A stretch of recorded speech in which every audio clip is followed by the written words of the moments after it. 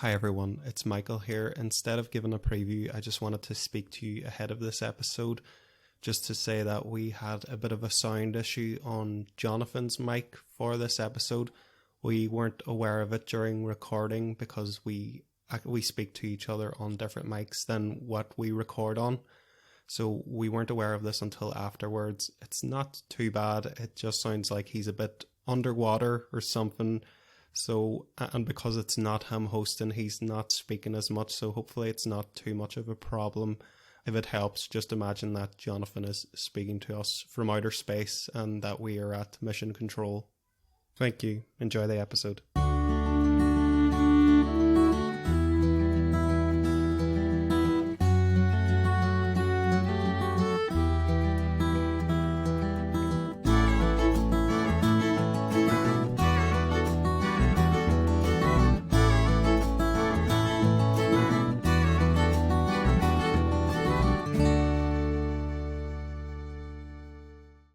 Hello everyone, and welcome to the 25th episode of the Audiobook Club podcast. My name is Michael, and today we will be covering To Kill a Mockingbird by Harper Lee. I'm here with my co-hosts, if you guys want to say hello. What's up? Hello. Great. So just a wee bit of an introduction on the novel. To Kill a Mockingbird is a book written by Harper Lee. This audiobook is narrated by Sissy Spacek. It was written in 1960, but the book is set in the 1930s in a small town called Macomb in Alabama. It's narrated by a character called Jean Louise Finch, but more commonly referred to as Scout in the book. She's a 6-year-old tomboy who lives with her father and her older brother Jem. During the book, Jem, Scout, and then their friend Dill, who comes to the town every now and then via his aunt. They take this fascination in one of their neighbours, a recluse by the name of Boo Radley. They kind of create this legend and mythology behind him, and they're constantly trying to catch witness of him and kind of draw him out of his property. That takes much of the first half of the book. Then the book starts to go into a different kind of plot somewhere along the middle, where their father Atticus, who is a lawyer, he's asked to defend Tom Robinson, a black man who's accused of raping a white woman. Atticus takes on the case even though he receives a lot of ire from his community. He receives a lot of hate, and this descends also down to Scout and Jem as well, and their family as a whole. The book then contends with the trial itself, and it's all told through the eyes of Scout. It's never kind of leaves from her POV. So that's basically the premise of the book. Why did I pick this book? I picked this book because it's considered one of the literary classics. It will commonly appear on best books ever written, all that those kind of lists. And I think it does belong on those kinds of lists. It's a book that's commonly taught in school, and I think the reason for that is kind of similar to like The Great Gatsby or like Lord of the Flies, which are also commonly taught in like secondary school, high school level. The books are literary and they have like deep, meaningful themes, but the symbolism is very surface level, so it's easy to understand. It's not like Dissecting Ulysses by James Joyce or anything. It's all there pretty on the surface, which makes for a good conversation for kind of that age group. This book is I would say the writing is extremely simple and clear. Harper Lee's style is very elegant, and it's really simply written. I also said in the last episode that I have like an emotional attachment to this book. When I was 19, I had a girlfriend, my ex-girlfriend lived in America, and I would often go over to see her. And I remember the first time I did that, I'd spent 2 months in America. It was the first time that I'd ever left home. And I was coming back in the airport, and I would say I was going through like a permanent existential crisis from like the ages of 7 to about 19.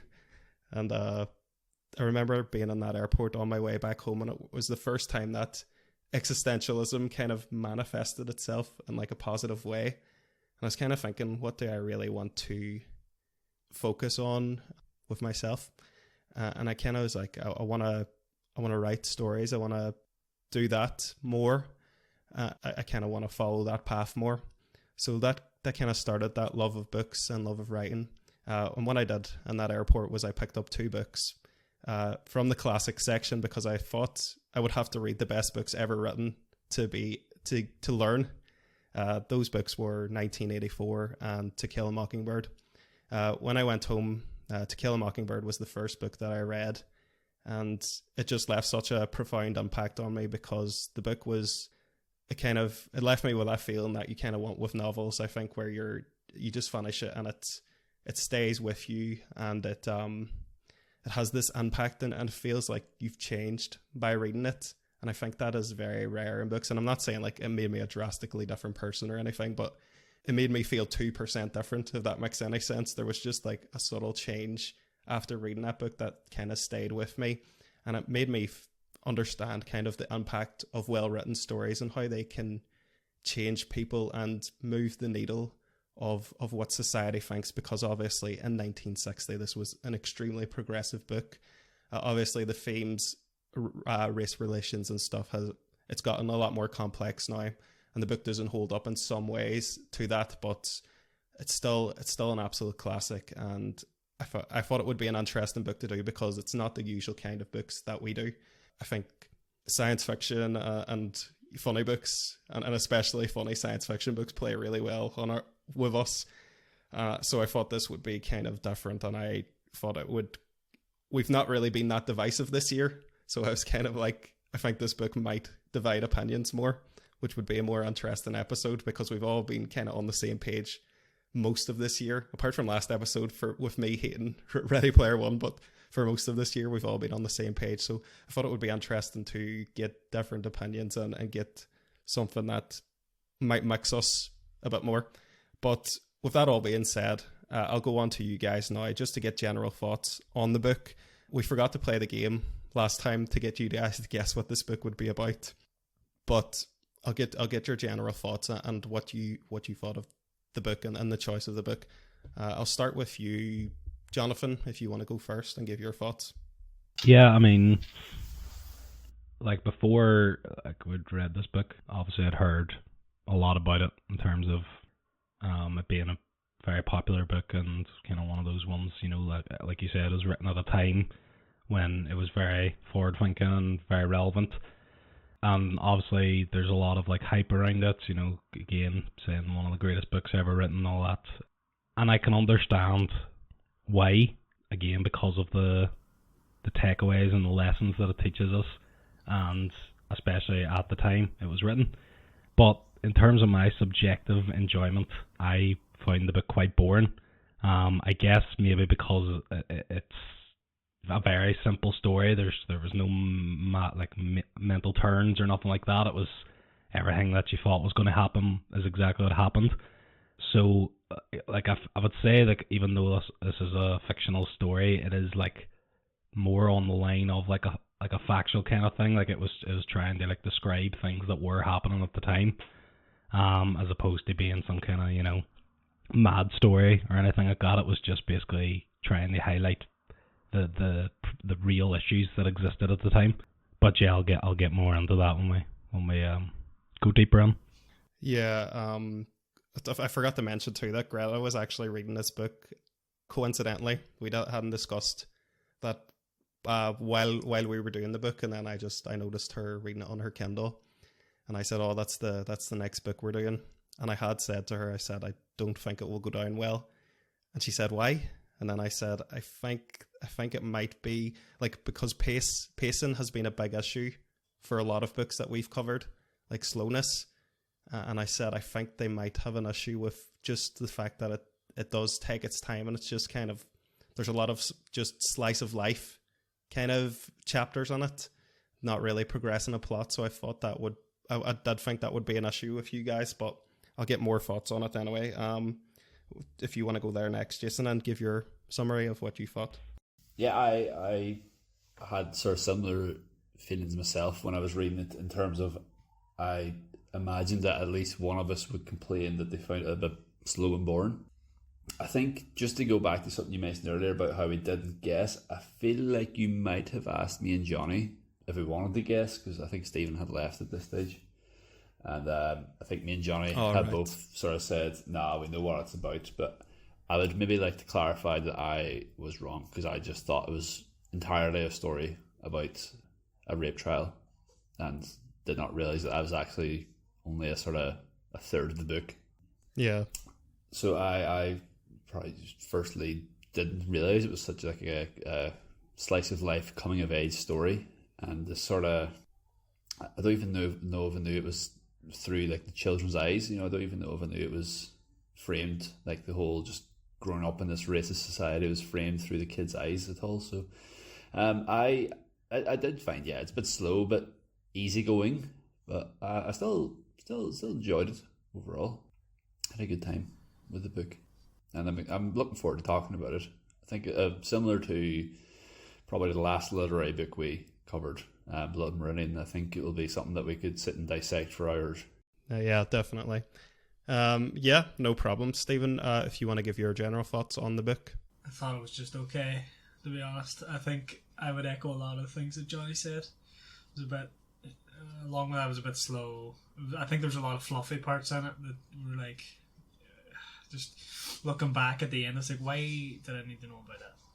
So yeah, a lot of the slice of life stuff I wasn't a fan of, and there was too much of it. I thought it was just okay. Yeah, I wouldn't read it again, but it was an okay book. I can't see why it's a classic, but just not for me. Yeah, I definitely did think you wouldn't like it, Stephen. Just because I don't know. I think I've got a sense of kind of what books would play well with you. I think Jonathan sometimes surprises me, because sometimes I think Jonathan. Sometimes I think Jonathan's going to hate this book that we're doing, and then I go on and then it's like, oh, Jonathan liked it. And there's other times I thought, oh, Jonathan would like this book, then he goes on and he doesn't like it. So I like to keep these on your toes. Yeah. But no problem. I did think it would be a divisive book picking it, so I'm not surprised that it's divisive. But so we'll launch into it anyway and get more specific with it. Didn't teach me how to kill one mockingbird. False advertising. Yeah. So the book, the first 3 chapters are very, very hard, like as the word slice of life kind of. We are introduced to the character Dill very quickly. Well, I suppose I'll talk about the opening line as well, that this whole story is like prefaced with the fact that all Scout really is doing here is telling a story about how her brother broke his arm. Like, this entire novel is her giving context for that, which is it plays into that whole innocence theme that is so like prevalent through the book. But the book kind of starts with them meeting Dill, a 7-year-old who comes to spend the summers with his Aunt Rachel and Macomb. Dill becomes extremely fascinated by the story of Boo Radley, this house at the end of the street where they have all these legends about him killing his parents and doing all this kind of mad, crazy stuff, and him being this kind of boogeyman. Scout and Jem have never seen him, but they just know the stories as well. Dill pushes the envelope, and he wants to kind of try and lure Boo Radley out. So there's a lot of hijinks of him like convincing Jem to go up to the door and everything. When Dill returns to his hometown, we then have kind of the school scenes where with Miss Caroline, a couple of chapters then that is just about kind of within their school and how the different families operate and how it's known around town the certain ways of how certain children behave, like the Yules and Walter Cunningham. She wants to offer like Walter Cunningham money, and Scout kind of, she tells him, oh, it doesn't work like that, he's too proud or whatever. So a lot of the opening chapters focus just on the school experience and the childhood experience of Boo Radley. I'll give my thoughts first on these few chapters before I go to you guys. I really enjoy these opening chapters. I absolutely love these opening chapters, actually. I can see if you guys have issues with it being slow, then probably these would be issue chapters for you guys. But I love it because I think what Harper Lee does so masterfully in this book, not only all the themes that she captures and explores, but I just think it's one of the most convincing child voices that I've ever read. I think she inhabits the mind of Scout so well, and I fully believe this as a story being told by a child, a very intelligent child, but a child nonetheless. I kind of love the mysticism around Boo Radley that's set up here. It kind of reminds me of growing up, in our streets, even though it was a very different time for us, a very more modern time. But I don't know if you guys remember creepy houses that you wouldn't go near. I don't think we had a legend quite like this, but there was still houses that I wanted to avoid anyway because I would have perceived them to be weird or strange. So I could relate to that strongly, that they're kind of childlike inflating of this. And I thought the school scenes were very funny, the interactions with Miss Caroline and Scout kind of sassing back to her. But yeah, I thought the opening scenes were very strong for me. I'll keep the same. I'm going to just keep the same order throughout to keep it simple. So I'll go to you first again, Jonathan. In terms of the slowness, I don't mind like the opening of a book being slow, because usually most of them are like that, and you're kind of introducing characters and things like that. So I don't really have a problem with it here. It was more that it just continued to be slow throughout. But yeah, I like what you said about the kind of how it is narrated from this child's point of view. It does convey that very well, like the innocence, and just like how she sees the world. It's quite interesting point of view. Again, I think maybe that just kind of, because it's the same the whole way throughout. It just maybe, it's good here at the start when it first happens, but it just kind of gets a bit boring then, because it's going to happen throughout. Because like you said, this book is just like a kind of steady movement, just kind of stays at the same pace, same things are happening throughout. But yeah, I mean, in terms of openings, I thought it was, quite interesting, like the setup and stuff like that, and like the location of where this is set. I actually watched the movie as well there a couple of days ago, and like the girl that plays her, like they're from this like Southern American state, so they all have the Southern accents and all. It's a very kind of like simple setting, simple kind of town life. So yeah, I did like the setting. And then in terms of the Boo Radley thing, I think that was probably the thing I enjoyed most out of the book, was that whole thing and what happens later in the book, which we'll get on to, with that house and things like that. And yeah, like Michael said, there was definitely houses like that. Like, I wouldn't say that it was like a house that I didn't know who lived there. It was more that I knew who lived there and found the person to be creepy, so I would avoid the house. But yeah, it's kind of like what your imagination is when you're a child, and what you kind of cook up in your own head about somewhere, and then yeah, like the thing of like telling all your friends, even though they've never had that thought. You're like, oh, don't go near that house. There's this is going to happen to you or whatever, and then they start to believe it too, and then they tell their friends. It's kind of like that's how these things get started. So that's exactly what happens here. But yeah, no, I would say I did enjoy the opening just because it was new and fresh. Yeah. Yeah, no problem. Jason, do you want to give your thoughts on the opening? Yeah, I think just first off, I would just like to say about Sissy Spacek's narrating.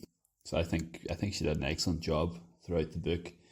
Just like what you sort of said about how Harper Lee has read this like through Scout's eyes, like a child's eyes. Like she's only quite young. I think she starts off and she's like 6 years of age. She also grows a bit as the book's going. Yeah.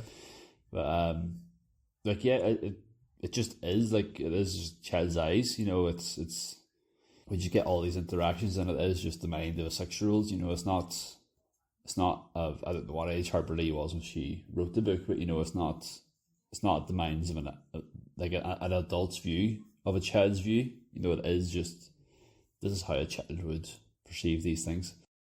I think it just sets the scenes really well. It really introduces us to the characters that we're going to come across. Like some names are mentioned and then not mentioned for a while, like the Yules. I think they get sort of name dropped. They're like one of the sons get name dropped at the start of this, and just to talk about sort of how they are like the poor family, and they're less well off, and they turn up for school one day a year or something like that, just to sort of keep the police off their back. But I think it sort of introduced us already to this sort of like a social like ladder almost that takes place in Macon. Yeah. Like we know it's not a well-to-do place anyways, but we can see already like that Scout's from a well-off family. There's other rich people, but they've introduced what we later found out to be the sort of baddies, but the poor end of the sort of side, the ladder also. So I thought it was a good opening. Yeah, like the Cunninghams and the Yules are both kind of set up on this part. It seems like there's kind of inconsequential stories to like the overall narrative, but both those families obviously come back to play a bigger role. So it's kind of introducing the working of those families. Yeah, and just one other thing, actually, I didn't even talk about Boo Radley, but like I actually thought he was just a fictional character. I thought he was like a completely imaginary character to begin with. I didn't actually think he'd be a real person. Yeah, I did. But yeah, it set us up for Boo Radley to begin with. Yeah. Stephen, what did you think of the opening? I actually liked the opening. I thought it was a good setup. A lot of like backstory and different insights into loads of different characters, and I liked all the stuff with the school. I thought that was really interesting. About the people who go to school one day a year and stuff. I thought that was really like. I was wondering, is that a real thing that would happen? I guess it must have been, and stuff like that. I did think Boo Radley was a ghost, or like a ghost story type thing. That they just made him up. So I was a bit surprised when it actually turned out that he wasn't. But yeah, I liked it. It was good. Just out of curiosity though, which houses were you guys talking about that you would avoid when we were? I actually don't know who loved in them, but I just remember like, see for Halloween and stuff. If we were, how we would do the circuit of the entire streets. Yeah. There were certain streets there were certain houses I just would refuse to go on to knock on because I was like, no, that's a weird house. Okay. I don't know if you guys never felt the same way, but probably did. I just don't remember. But yeah, there was definitely those types of places. I can't think of any off the top of my head, but I do remember that feeling of just being like, oh, yeah, like you're saying, like that's just not right. There. I was just going to add to what Jason was saying, like this book is set during the Depression, so nobody is really well off, but class obviously does exist, and Scout and Jem, and Atticus are a higher class family than the likes of the Yules and the Cunningham, so classism definitely is present within this book as well. All the isms, I think. Yeah, all the isms are here. They're all here. But I think also it has a lot to... I think there's like subtle digs at the American school system at the time where Scout is told off for reading and learning on her own. And she's kind of told not to do that anymore by her teachers because she's not learning the right way. It's like they're kind of... I think schools are maybe... I would even say they're still kind of threatened by independent thinkers because schools have they have an objective, a clear objective, which is to make workers for a certain class. But we'll go on to the next set of chapters here. So there we get kind of an introduction to the oak tree, which it's like an oak tree with a hollowed out hole in it.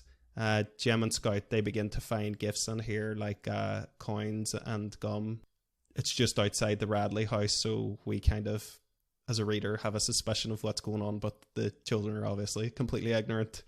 So Dull returns to Meridian as well. He leaves again, and Atticus tells the children off to kind of leave Boo Radley alone. He's not harming anyone. Just stop tormenting that poor man. Jem sneaks into the he sneaks into the house though. Well, not the house. He sneaks into the property and gets his trousers caught, I think it is, and then later he goes back to retrieve them. We also meet the character Miss Maudie, who's a friend of Atticus, and she kind of reiterates that conceit that Boo Radley, Arthur Radley as she refers to him, he just stays in his house and that's all he does, so just let him be. And it's this theme of innocence that Boo Radley kind of comes to represent throughout the book. Obviously there's more themes of innocence within Scout herself, because this is a coming of age story that is about the loss of innocence, not only in Scout, not only what Boo Radley represents, but also what the trial itself would represent, the loss of an innocent man. So that is a big prominent theme here, and it's kind of the seeds of that are sown, I think, in these chapters. School begins again, and it's clear that Scout is still not enjoying herself. Jem tells he tells about Scout about a story about when he went back to receive his trousers, and when he went back, the trousers were just sitting there neatly folded. So they go back to the hole later, and then they find that the oak has actually been filled up with cement. I think it is confirmed in these chapters too that it was I think, is it Nathan Radley? I can't remember Boo Radley's brother's name, but Nathan. The guy who lives there because their parents have died, and it's just the two brothers that live there now. And I think it's confirmed here that the brother he filled it up with cement. I thought it was his dad the whole time. Oh really? No, his parents died. It's his older brother who is has the property now, and Boo is still a recluse within the property. He still lives there with his brother. So in this chapter, these chapters as well, there is it snows, and Scout describes how it's the first time that she's seen snow. Obviously, living in the South in America, this is also the part where Miss Maudie's house catches fire, and Scout and Jem go out to observe it, and then Scout feels something on her back, and she feels I think it's a coat or a blanket put around her, and then Atticus kind of tells her after that it was Boo Radley was behind her and put this coat on her, to put this blanket or coat. I can't remember which one it was. After that, we have more of Scout kind of fighting as she fights a boy called Cecil Jacobs. He's the first one who, I won't repeat what words he uses, but he basically uses a lot of slurs because Scout's father is defending a black man. She does not believe this at first and thinks he's talking nonsense, and then goes back and confirms this with Atticus that he has indeed taken on this kind of case. So I think I'll leave it there and say that's sort of takes us towards the middle. What did you think of that section, Jonathan? Yeah, I mean, I guess here the slowness does continue. I mean, I've been thinking there just while you were speaking, I obviously understand the importance of this book and why it is one of the top ones. I just think this obviously these issues don't personally resonate with me, so I guess that's probably why more the reason that I didn't enjoy it. Maybe the slowness isn't the real issue here, but anyway, to actually talk about the chapters that involve the stuff about Boo Radley again. Like I said, it's kind of maybe my favorite thing because it's a kind of the mystery within the story. So it's the kind of only thing that you don't really know what's going to happen or what's going on with that. So yeah, I did enjoy that. You've got these wee hints of the Radley places actually, or whatever they're doing, the folding of the clothes or leaving the wee suites or whatever, that he's actually a nice person. But obviously you don't have that confirmed or anything at this point. You just kind of are kind of thinking that maybe it is, or you don't really know what's going on. So I did enjoy those parts. Yeah, I mean, that kind of stuff. I mean, I guess there's probably some kind of lesson or something that they're teaching you, but it just kind of felt unnecessary, or a bit boring. It didn't really add to the story or anything for me, those wee extra bits. Yeah. One thing I did want to bring up that I was also thinking about is maybe this is just me, but I always feel a bit discomforted by how a child refers to their father or their mother by their name rather than mum or dad. Yeah. They refer to him as Atticus a lot. That's they never call him dad or anything like that. It's just a bit strange. I don't know if that's maybe some kind of manners or something that they taught just to show that they're very well mannered children or something like that. I don't really know, but I think they address it in the book where they keep calling him by his name, and their aunt or something is stop doing that. It's not, it's bad manners. Yeah. Sort of Yeah. I think I don't think it's a respect thing from him to the I think it's part of his parenting method is that he doesn't talk down to them ever. He always is honest to them, so he sees his children as equals in an intellectual kind of standpoint. Is what I would interpret it anyway. I don't think that is ever actually confirmed within the book, but that would be my interpretation of that. I mean, that is quite interesting. But it's regardless. I just always even whenever I see it in any other things, like it just makes me feel a bit weird whenever someone doesn't refer to their parents by mum or dad. But yeah, I guess that's just me. No, I'm 100% there with you. Yeah, no worries. Jason, do you want to give your thoughts on that set of chapters or anything Jonathan said? I suppose, I think for me, the two biggest things that these chapters do is just sort of sets up the theme of prejudice in the book. Introduces us to the character, I think it was Cecil, who starts saying the N-word to Scout, I think, in the school, before she beats him up. And just talking about how, I suppose the other thing, it introduces us to the trial that's about to take place. So I think that might be the first mention, is when Cecil's fighting with Scout in the school.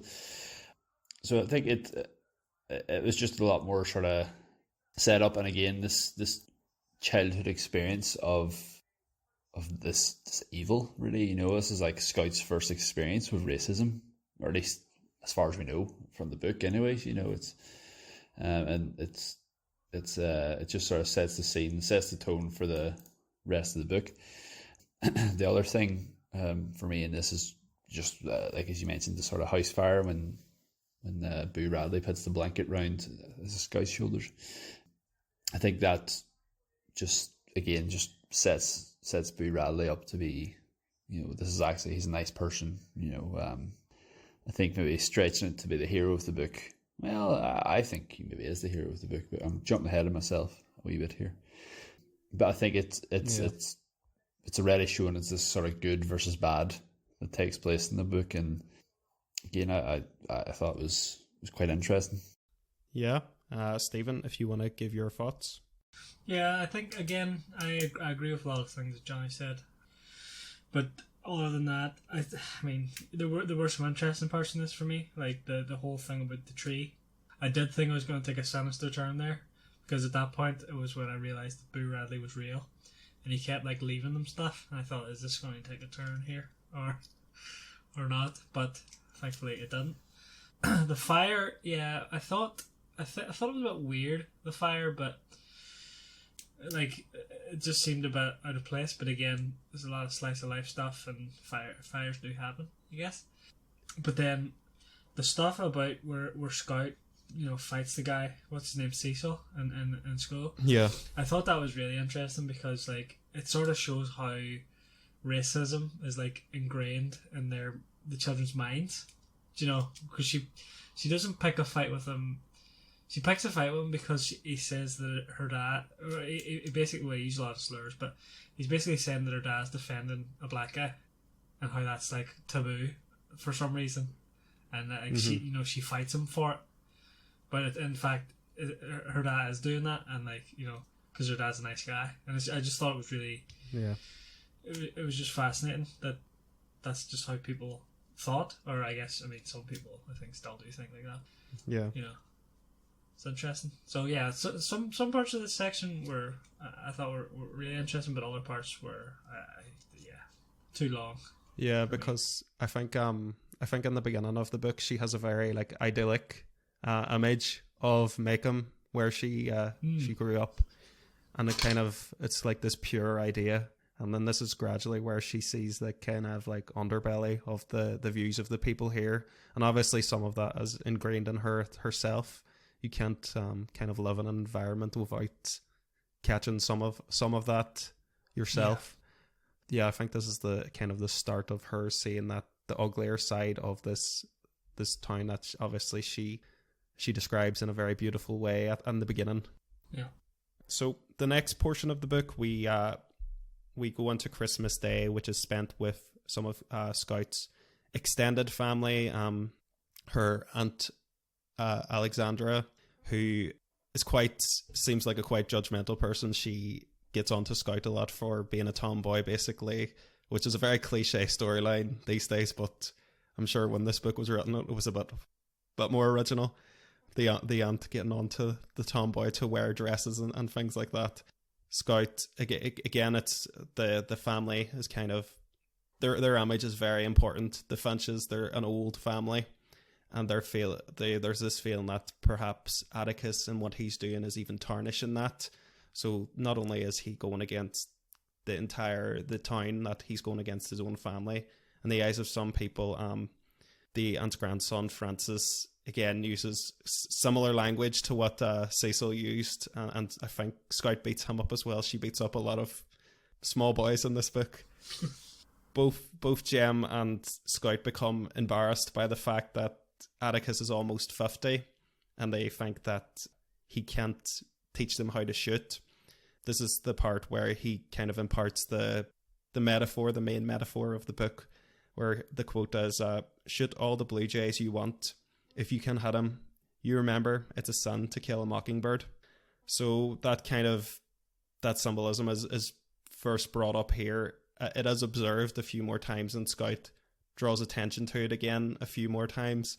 So it's not like it's this hidden thing or anything. It is she openly compares certain situations to it, which again, there's some literary books where they'll try and be very subtle about it and make you dig deep under the surface to find the meaning. And this is kind of right in your face, which again makes it a good book to start people in high school or secondary school with ideas like symbolism and theme.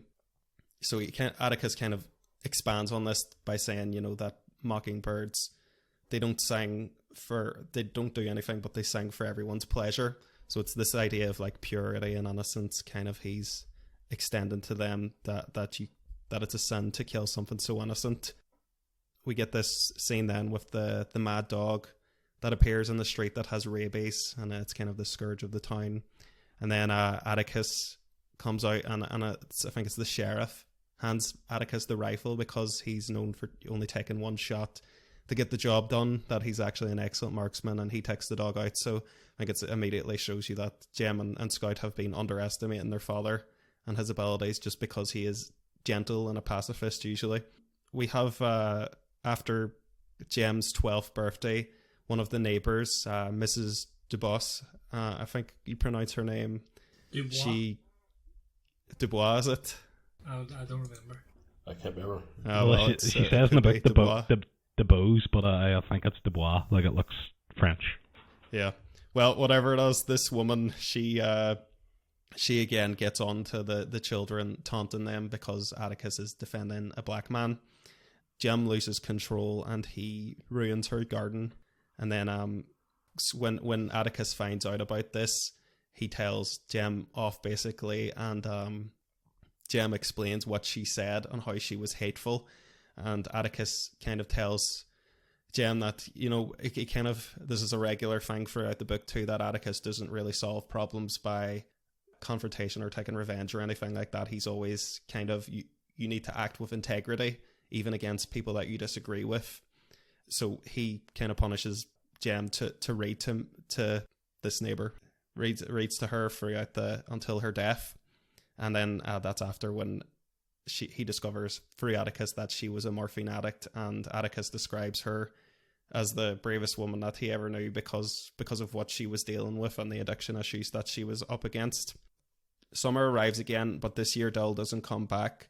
Scout and Jem accompany Calpurnia, who is looking after them at the time, but she has to go to church on Sunday, so she brings them into the church with basically all the black people in the town are attending in this church as well.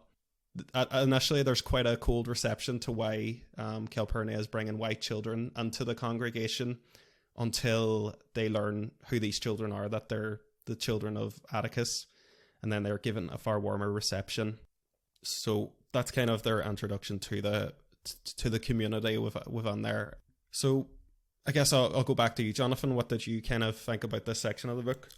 Well, start with the obviously the name drop of the Kill a Mockingbird. Like, I understand the metaphor. I mean, I guess maybe are bluejays like some kind of nuisance or something in there? Because when I went to Canada and Toronto, specifically the bluejays, like their symbol, and I seen like a bluejay, and they're very, very good looking birds. Like, they're extremely like blue and stuff. And I was just thinking, why not allowed to kill a mockingbird? But yeah, but it's grand to kill as many blue jays as you want. It's like a blue jay's not a nice bird. But I guess maybe they are some kind of nuisance in that the part of the world or whatever. But It's just not a sin. God Yeah. won't do you for it. If you should want. I also Still like shouldn't. in terms of the actual metaphor itself, it's kind of because it comes to like he kind of comes back to it at the end of the book, in terms of like you shouldn't kill somebody that's innocent, but it's okay to kill or harm somebody that's not, which maybe at the time was alright, but again, I don't think that really holds up today. Maybe I'm kind of over-interpreting that or something, but yeah, it seems like it's kind of a half decent metaphor, but at the same time, I'm kind of like also a bit wary of it. Anyway, the next scene and the whole thing with the dog, I don't understand that whole scene at all. Like I know, yeah, the whole is their dad being a good marksman and all, but I don't understand why it had to be a dog. Like he could have been shooting anything. Like it could have been something a bit more threatening. I know they said it was like a mad dog, but again, if you watch the movie, and this is probably because the movie was made in the 60s, the dog's just like jumping about, like it's not even doing no harm or nothing, like it doesn't even look that mad or anything like that, so he just shoots it dead. But again, I thought, yeah, it's a bit of a pointless kind of scene, or could have been done a bit better. So yeah, I didn't really enjoy these parts too much. And again, the followers like kind of his whole passive aggressive, or not passive aggressive, his whole pacifism. Yeah, like use like integrity and don't, you shouldn't harm and stuff like that. Like in some situations, yeah, that's correct, but obviously it's a case by case as well. So I'm not sure it completely holds up for me. I know that maybe the theme with especially Mrs. DuBois or Dubois or whatever is kind of like another theme of like prejudice, and like that he kind of destroys her garden because he doesn't actually know about the demons that she was facing and why she said those things, because she was possibly out of her mind with morphine or with withdrawal or whatever. So I maybe understand that whole point. But yeah, I guess for me a lot of the teaching methods of Atticus are a bit outdated as well. I know at the time he was trying to teach them against their old outdated ways, but I just think a lot of the stuff wasn't relevant for me today, which is again why I don't think it resonated as much with me when I read this. But I do understand why, again, these are important things that are being talked about. But yeah, that's my kind of take on this part. Yeah, I would actually argue that Atticus, especially the lessons of like, I think proceeding with integrity I still think it's a very important lesson today, and I think especially like the political landscape being what it is everywhere, where everybody on every like opposing political side is just hating each other, and there's no compromise and there's no understanding, and it's just not, I don't think it's the ideal way to communicate. Even when you're sitting on one side, the other side always looks despicable, and it's a very frustrating thing because you want to change things, but the only way to do that, I do believe this book is correct, and that lesson, that the only way to do that is through compassion and through an example of integrity. And it is a frustrating thing to reckon with, because you want to just stop the evil things right away before there's more victims or there's more hurt impacted on the world. But I think the only way to change things is through own acts of goodness, kind of setting an example itself. So I do think that endures beyond this book. But I'll go to you anyway, Jason. What do you think of this section? I think it gave us more of Atticus and his story. I think it fleshed him out a bit more, because I think at this stage, like, the kids' idea of Atticus was that he's just an old man.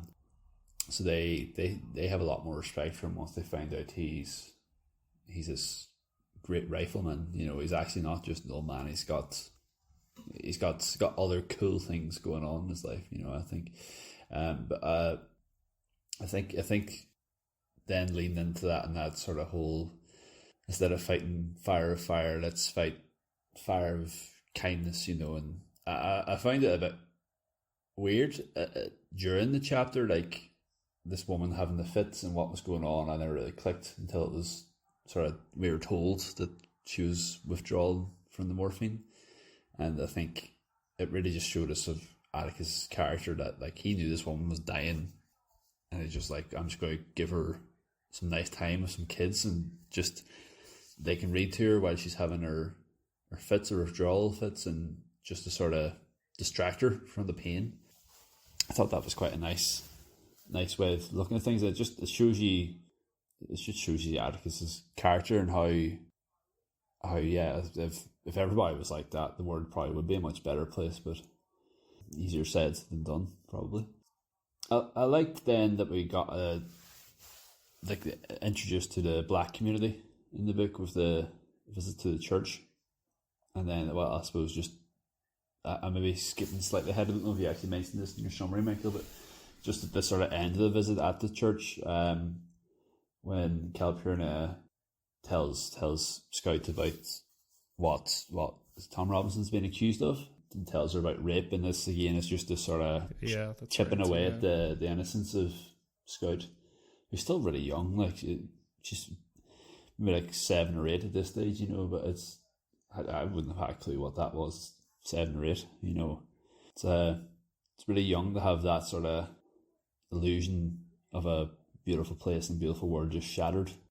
Yeah. But yeah, it's just more of the same themes just creeping in and building up to what's coming in a few chapters' time. Yeah. Stephen, do you have anything you want to add to that section? Yeah, I think this section was the best bit of the book for me. The thing at first, I thought the name drop of the book title was a bit heavy-handed, and the handling of Atticus being like a perfect marksman or whatever was a bit like, oh, has he? Okay, I'm sure that's gonna come up again. But then, as it went on, I realised that it was more like to symbolise that he's sort of like the most morally heightened person of the town. You know, he's the most moral character in the town, and you know, stands up for people and stuff. And I think this kind of it goes a bit further when the dog appears. And I was kind of thinking about the dog scene after when listened to it, and I think the dog is supposed to I think that the dog is full of symbolism, right? First of all, you know, it's a mad dog. It's diseased in some way. I think it's supposed to be, first of all, like, you know, racism, right? And the fact that he is the character that has to put it down is sort of showing, you know, his moral side. So you have to put down something that's bad to protect your loved one, sort of thing. And then also the dog, I think, is also like a reference to the Mockingbird, because, you know, dogs are man's best friend, sort of thing. You don't really want to shoot a dog, but at the same time, it's diseased, it's in pain, it's going to hurt people. You know, it's the right thing to do, probably, to put it down. So it's sort of tying that all together. A lot of symbolism going around these couple of chapters. And I really liked it.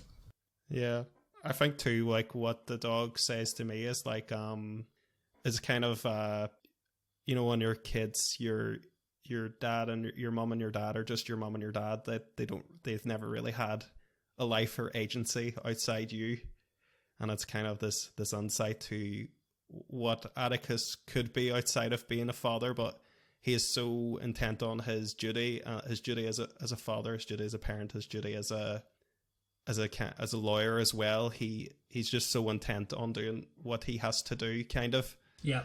So to me, kind of, it's a more of an insight to into Atticus's character and his sense of duty. Oh, absolutely, and I think like it also sort of shows. It's sort of, I think it's a metaphor for the rest of the situation that's going on in his life. You know, he's decided to defend this man, and everybody's sort of against him for it, and he doesn't really want to shoot the dog, which is kind of, you know, symbolizing that, you know, resistance by to the town people to him because of that sort of thing. You know, he's sort of a bit, he's going a bit nuts in his own head, sort of thing, and he doesn't really. Part of him doesn't want to do it, but he knows that he has to because. Yeah, it's the right thing to do again. And I think that's why I think this part's my favourite part of the book, just because of I think it was really well put together. The metaphor is very, very, like, you use the word heavy-handed. Use kind of, it's very, like, layered on. It's not, there's no hiding it at all, you know, but... No, I'm saying I thought at first, when it first came up, I thought it was sort of heavily handed, but then once I got into it, it was more deeper. Yeah, this is like a common thing too in like these literary books where there's a moment where the title is kind of explained, just as like a, because literary books are supposed to be like tropeless, but that is like a trope that they have. There's just always the moment where the catcher in the rye is explained, you know. But I'll go on here. So Atticus's sister Alexandra comes to live with the Finches for the summer because she thinks that Scout needs this strong female presence to kind of know how to act properly. Dill, he comes back to Macomb. I think he says he ran away from his father. Tom Robinson's trial begins then. He's placed in like a local jail, a holding jail for a while, and then a lynch mob gathers. Atticus is kind of waiting outside to confront this mob. Looks like it's going to turn bad. And then Scout kind of recognizes one of these men as the Cunningham, the little boy she went to school with, Walter, his father. She kind of says to him, "Oh, I go to school with Walter," and has some like general chit chat with him. And it's again a big display of like her innocence, and it kind of shames the crowd. And I feel like Scout is like, I don't know if it ever actually says in the text that she's consciously enacting Atticus's kind of lessons of kindness and everything, but it feels like she's being aggressively kind here. Like she is consciously doing this in some way, but it kind of shames them to back off. So I think that is it, the book that backs up its lessons. You know, it shows that it could feasibly work to make a difference, because a lynch mob could have easily been incited by a different kind of confrontation. So the trial itself then begins. We have the children are sat in what is referred to in the book as the collared balcony, with the town's black citizens. They're admitted into that to watch the trial. So we sort of get a flavour of the trial then. We hear about the incident with a woman named Myella Yule, who Tom has been accused of raping. So Atticus kind of puts her on the stand then, and he dismantles the evidence that they're providing, and that she has wounds on the right side of her face, and so they would have been most likely inflicted by a left hand. He gets Bob Yule, the father, to write something, proves that he's left-handed, and then shows that Tom he's got like he's crippled in that hand. So it's basically he's kind of dissecting their story bit by bit, and then he puts Tom up on the stand to give his version of events. Tells him how he would have stopped by this house all the time to help Myella out with different jobs and everything, and he just helped her out because he recognized that she had such a hard life, so he wanted to help her. And then in his version of the story, she came to him and she was kissing him, and then Bob discovered them, and that led to him beating her up, and then Tom running out of there. So Atticus gives what is a very famous speech, and it won the actor like an Academy Award and everything. He gives the big speech about how it's their duty to convict. To get the right what do you call it when a jury fucking convenes? Verdict. The right decision. Verdict. That's the word. Yeah. So it's their duty to get the right verdict here. So they come back, and then I think there's a moment too where Scout and Jem discuss it, and they're certain that it's gonna be the right. It's Tom is gonna be found innocent, but and I think somebody else comes back with them saying it's going to be a quick deliberation and they'll be back soon to convict Tom, but they're actually going for a lot longer than was expected. But then when they do come back, they find Tom guilty, and Tom is imprisoned then. So I guess we'll leave it at that, and we'll do the next segment will be up until the end. So what did you guys think of the luncheon part and the trial itself? I'll go to you first again, Jonathan. The luncheon part, you mean the thing at the jail? With the lunch mob going up to the jail, yeah. And then the trial after that. Yeah, I guess on the lynch mob thing, yeah, again, going into the innocence thing, like what you said about, like, it can it does feel like deliberate, that she's like deliberately doing this. Like, it's, even when I watched the movie, like, it felt like, she thought about this and, like, knew that this was, like, this is a method of, like, getting everyone to calm down. It was almost like she was, purposely doing this. Like, like, in terms of, like, she's, she's maybe a bit more intelligent than, again, she's given credit for, or, like, maybe things that Atticus has taught her, is rubbing off on her, and she knows how to, like, calm the situation down using her intelligence as opposed to any other method, like any violent method or whatever. But yeah, the actual trial, I guess, is probably the part that everyone knows. Like Jason says, he thought that this was the full book, and I myself thought that most of the book would be centered around this. So it was obviously a surprise that it was only maybe the final, not even third of the book. Maybe it was a couple of chapters near the last third of the book. The trial is obviously maybe probably the most interesting part. I think that the whole thing is, obviously the trial is very, like, from our perspective, like, we know that Tom's innocent, and the trial is, like, set up so that, like, everything contradicts the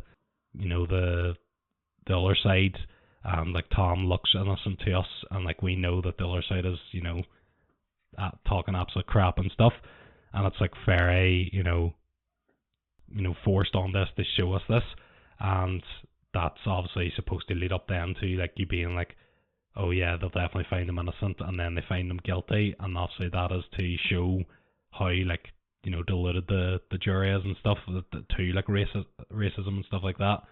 Like, they are just, everything points that this guy's innocent, but he's black, so we'll just say he's guilty. Yeah.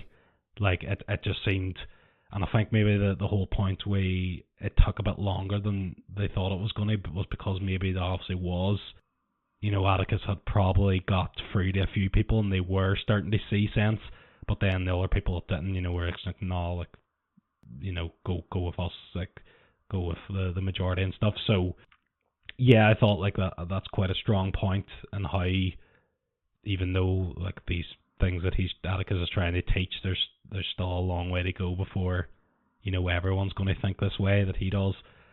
But yeah, I mean, the trial itself was quite interesting, but yeah, for me, like, I probably would have liked a longer trial, or more of the book to be the trial. Just obviously the arguing is quite an exciting part of anything, so yeah, I think maybe more, arguing and stuff like that, but obviously the whole point of the trial is like what I just said. So yeah, I enjoyed the part with the trial. Jason? I think the trial's probably my favourite bit of the book. I'm just an absolute sucker for a courtroom drama, to be honest. But, we all? So skipping ahead a wee bit, in regards to the lynch mob and Scouts breaking it up, again, like, I think if an adult came across a mob, it'd be quite terrifying. I don't know if you would necessarily want to get involved, but Scout just sort of sees someone she recognises and sees them shouting at her dad, and she's just like, I'm going to tell him off, because that's who she is. She sort of spent the first half of this book just arguing with adults anyway, so just more of the same, really. And again, just that innocence on show. She doesn't realise that she's saving a man's life, albeit temporarily, spoilers, but it was more just of like a stop being bad, get away from my dad, To get into the courtroom, yeah, like, it's definitely the highlight of the book for me. These sort of few chapters, I just found them so interesting. That was really gripped, and just like how we sort of worked out, like, how Tom Robinson never could have hit. Sorry, is it Muriel? Never could, or hit Mael. Sorry, yeah, because of his arm, his left arm, and how the dad was left-handed, and it just shows. It sets us up for a few things again. It shows us how Mr. Yule is the bad guy in the book. For a start, he's beating his daughter that badly that she's willing to lie to get another man killed just to sort of protect herself and protect her dad, to a degree. That's the sort of probably the first big lie of the book. There's one other lie a bit further down the line. Lost train of thought a bit here now. And then, well, I think the other thing we have to remember is this book is set in Alabama, which is deep south of America. You know, it's notoriously racist area. So I think Sweet home. Atticus talks about how it's a win, you know, almost that they even managed to get a jury to not just walk straight in, straight back out. How we actually got them to sit there for a while and actually, you know, there must have been people who were saying, no, this man's clearly innocent. But yeah, obviously just due to the deep-rooted racism in that society that they eventually were all swayed to just vote for guilty verdict and condemn Tom to death, fortunately. But the overall, like, really strong portion of the book. I just want to jump on the part on the trial is maybe my favorite part of it is like whenever he's talking about your man's arm, he's like lost use of his arm, and he's like, I think he like tries to get him to catch someone or whatever, and he just says he can't do it with that arm because he's I lost use of it, and then he like is asking, you know, the woman how he just says, how did he rape you? Like if he can't use one arm, how do they do it all with one hand? But he just stops and he just goes how. Like I just think that part was like quite good, and the big pause and stuff like that. Like it's I think one of the most contradictory points against, you know, the argument that he actually raped her. So I think that I just wanted to bring that up, that part was quite good. Yeah, there's no ambiguity, like from our perspective. It's kind of it's not something I would say that's left up for interpretation or anything at all. It's quite clear that Tom was innocent. But Stephen, do you want to give your thoughts on this section? Yeah, so the trial was quite powerful. I thought, I really liked how Atticus he pretty much had him banged to rights that, you know, the dad did it. I thought it was quite like moving how even he sort of knows, Atticus sort of knows after the jury leaves, he's all, you know, he starts packing up and I think he actually leaves because he knows that it's sort of like a foregone conclusion that it's a wasted effort sort of thing, but because they're definitely going to convict Tom, even though he's proven without a shadow of a doubt that, you know, it couldn't have been him. And I just thought that was really powerful. It really disgusted me at the same time though. I know it's a book, but it did left a bad taste in my mouth. And even looking back at that point then, like the lynch mob, surely other people would have known that he was about to get done anyway, and they still were going to lynch him ahead of time. And it's just like, I just disgusting. Like, and again, I know it's a book, but these types of things used to happen quite regularly. So powerful part of the book.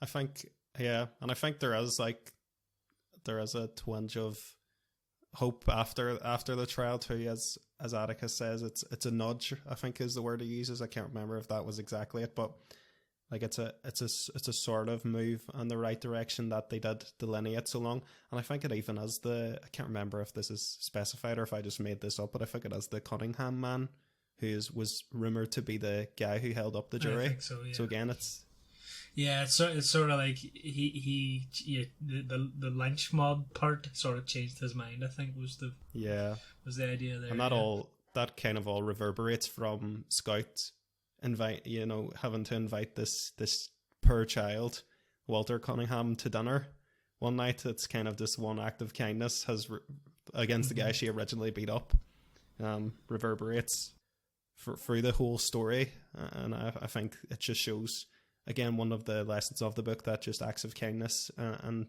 can have an impact. I think a few things that I really took from it was like Atticus again. You know, he sort of knows it's hopeless, but he has to try, just because if you don't try, something's never going to get better. So he keeps pushing. I thought that was a really good message, but also it's just, you know, you have to do the right thing because it's right, even if it's a waste of time. Yeah, there's also like the moral victory that he set an example for his children. That so too, there's change enacted in that way as well. So this takes us on to like the last part of the book. Then we learn that Tom tried to escape from prison, but he was shot. He was killed on his attempt, and I think one of the characters says that he probably would have made it if he had 2 good arms. There's a harrowing scene then where Atticus he insists on explaining this to Tom's partner himself. Jem is very despondent, has faith in the justice system and how things work and the fairness of the world, is completely shaken to its foundation. Despite the verdict being in his favour, Bob Yule feels humiliated by the way like Atticus went after him, and feels like his reputation has been tarnished. So we have a scene where Scout attends a Halloween party. She dresses as a ham, and then it's like this suit made of like wire mesh, I think it's described. Then she's walking back through the schoolyard, escorted by Jem, sorry. And then we don't know exactly what's happening here, because this description isn't great, because Scout's being obscured her eyes through the costume. So a lot of this we learn afterwards, but I'll tell what happened. So Bob Yule then, as an act of revenge, after a lot of drink, very drunk now, he goes after Scout and Jem with a switchblade, and then somebody intervenes. We don't know who it is at the time, again, because Scout's vision is obscured, but we come to learn that this was Boo Radley. Boo Radley stabs Bob Yule with a kitchen knife. They then return home, and the aftermath. This is where Scout learns all of this. She, I think the sheriff is talking to Atticus. Atticus is saying how he wants the truth to be known that Jem killed him, because this is what Atticus believes happened. But the sheriff is saying it would be that he's trying to cover it up, basically, that Boo Radley did this, and I think he said he had the switchblade or something, so it looks like there was only ever one blade at the scene. So it's now a believable story that Bob Yule stabbed himself, that he tripped when he was drunk, and that he killed himself with the blade. This is where Scout has I think she has an internal thing again, where she realizes this is where she meets Boo Radley then for the first time, this kind of tall, quiet man, and they think of should they share this with the town and make Boo a hero. But again, this is compared to the killing of the Mockingbird. That would be a similar act, because it would kind of become him being a recluse. It would not appreciate it, and it would not be a positive thing for Boo.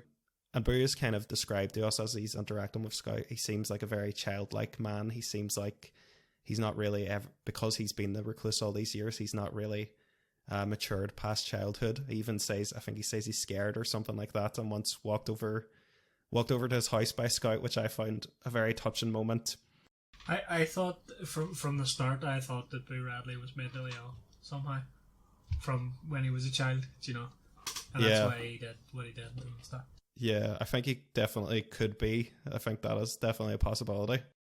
I think that was another line of prejudice that the book is showing us towards, Yeah, definitely.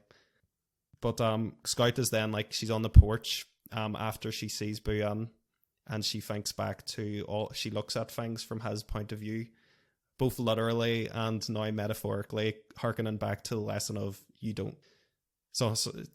have to walk in a man's shoes to kind of understand him.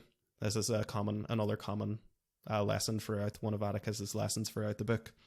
So she looks at things from his point of view, and she thinks of all the gifts he gave her and the tree over the years, and then looks at all the things, remembers all the times they played and all, and sees what it would have looked like from his perspective, and she has a sad thought about how she gave him nothing. But I think what my interpretation anyway is there's a bittersweet thing implied underneath this, that actually she was given Boo this interaction and this relationship, and she wasn't even aware that the children were giving it to him.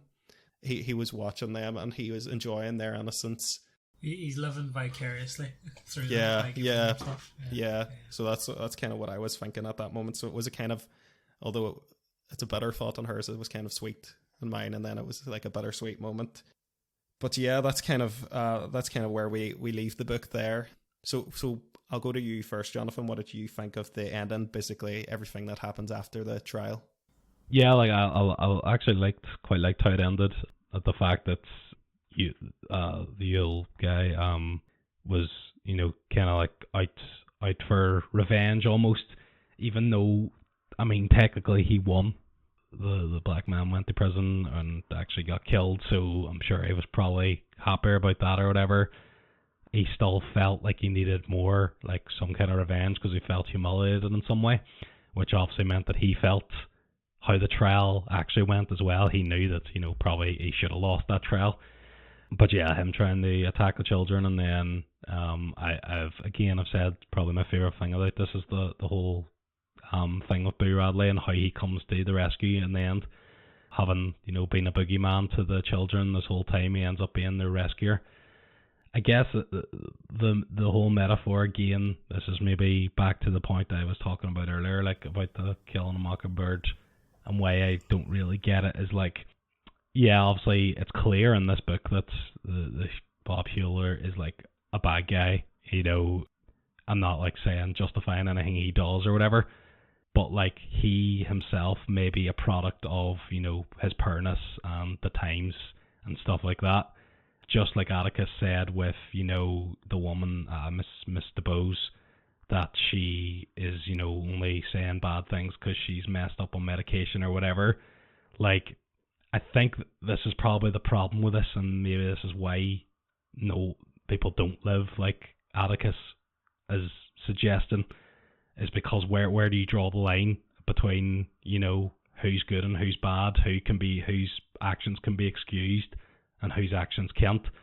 And like, I think that's like, this is why the metaphor confused me. It's like you can't kill the mockingbird, you can't kill the innocent one, but the non-innocent you can, in terms of like, you can, it's alright that Bob Hewell was killed by Boo Radley.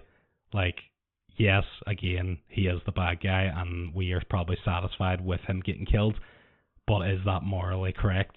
I mean, I think this is why I don't maybe understand the metaphor as well.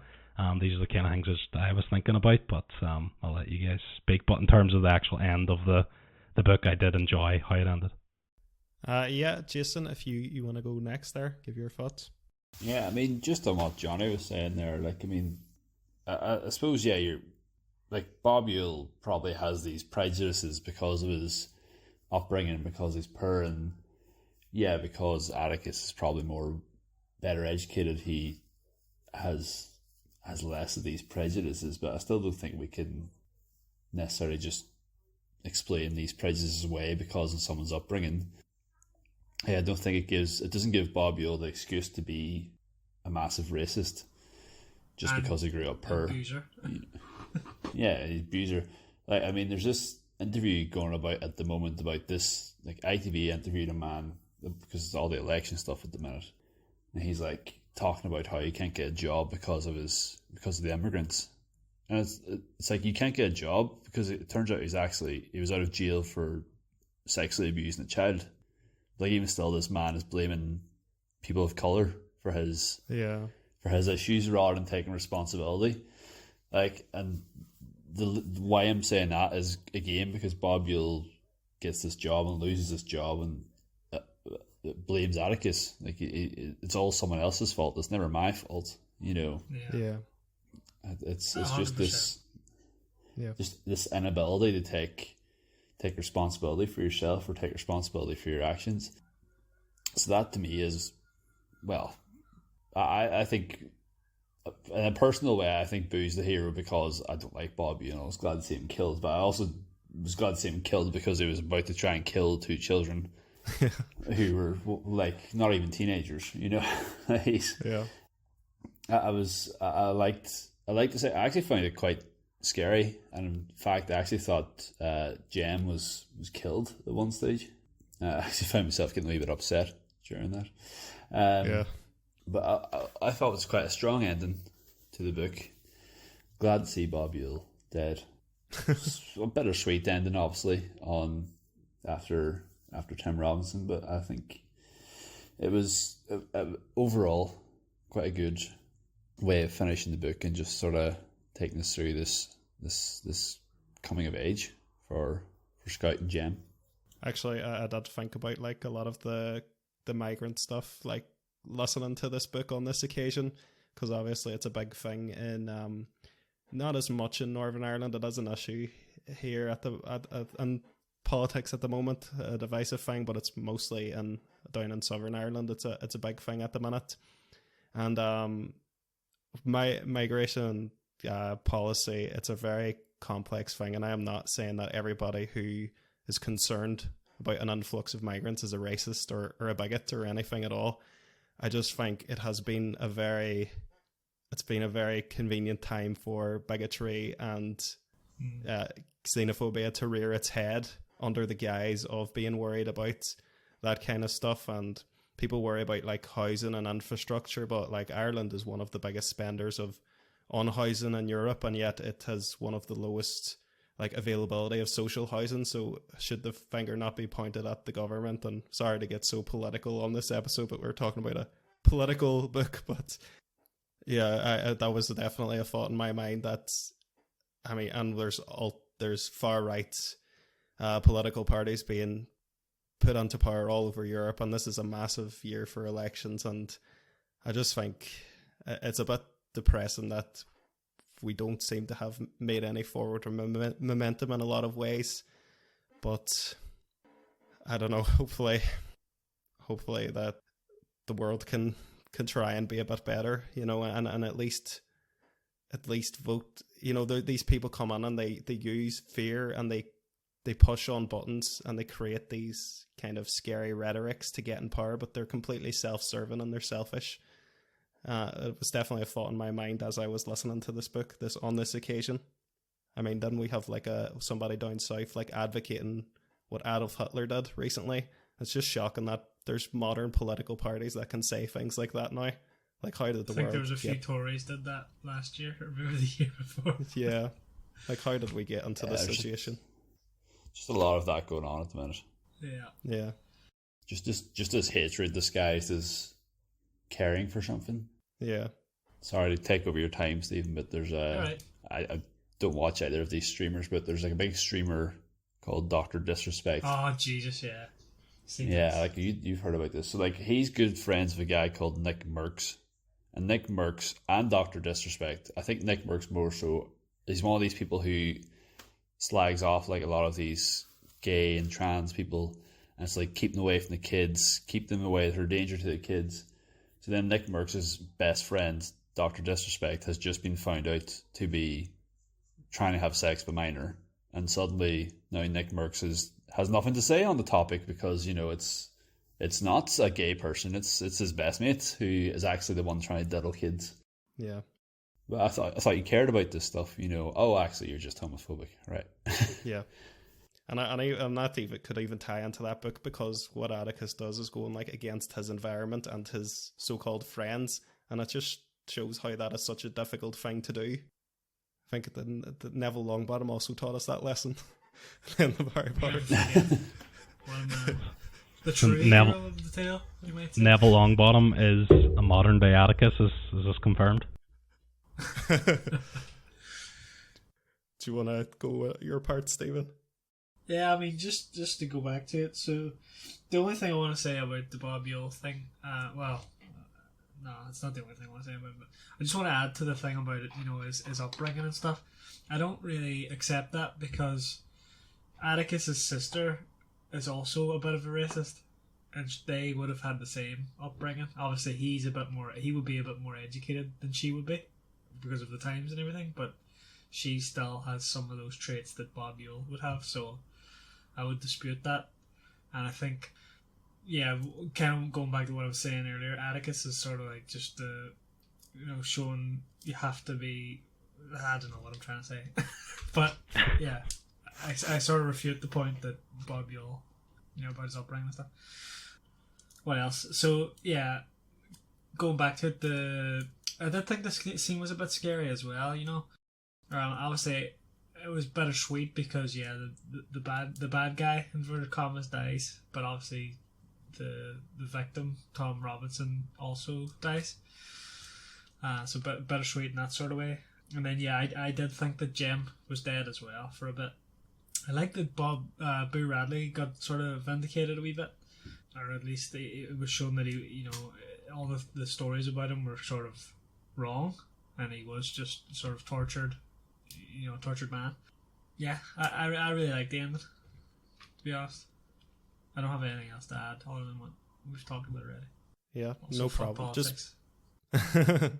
Just before we go on to get everybody's scores here, I'm just going to touch on one controversy about this book and modern times. Some people have pointed out that as we have progressed as a society, we recognize tropes in this book that would be problematic today.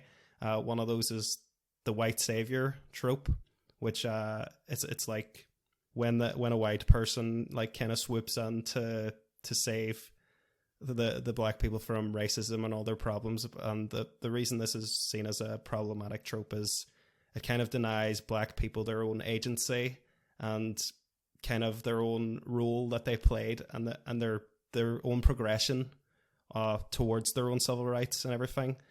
I think Atticus sort of as a white savior in this book a bit, but I think the issue is that this book has been framed in certain parts, and it seems to be America where it's been framed a lot as the seminal book on racism, and I don't think that is how this book should be viewed at all. This book should be viewed as a story about empathy, a coming of age story, a loss of innocence that happens to deal with racism from the white perspective. It's not the end note on racism.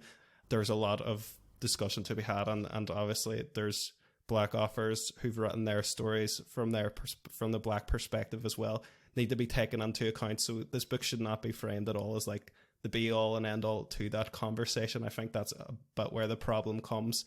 The way the book has been framed in modern cultural context, it is very much a product of its time, being written in 1960. It was progressive for the time, and as Atticus a white savior, I would say a little bit, but I think you need to take the book for the context of the time when it was written, and that it should not be framed. I think there's this problematic thing in America altogether where they talk about the great American novel as if one novel can encapsulate the human condition.